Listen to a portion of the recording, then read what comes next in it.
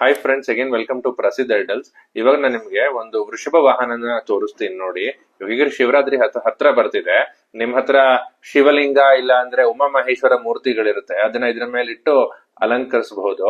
ಮತ್ತೆ ಪೂಜೆಗೂ ಸೂಕ್ತವಾಗಿದೆ. ಇದು ಕೂಡ ಪಂಚಲೋಹದಲ್ಲಿ ಮಾಡಿರುವಂತದ್ದು, ಬೆಳ್ಳಿ ಚಿನ್ನ ಇರಲ್ಲ, ಅಂದ್ರೆ ತ್ರಿಲೋಹ.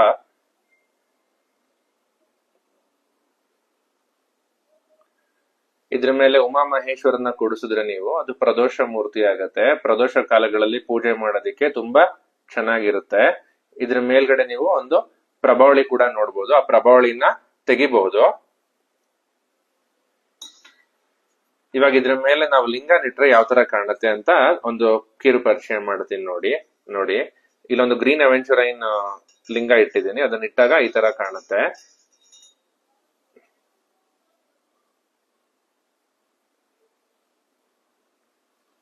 ಇದು ಸುಮಾರು 7ರಿಂದ 8 ಇಂಚ್ ಬರ್ಬೋದು, ಮತ್ತೆ ತೂಕ ಇರುತ್ತೆ 2 kg ಅಷ್ಟು. ಸಾಲಿಡ್ ವಿಗ್ರಹ.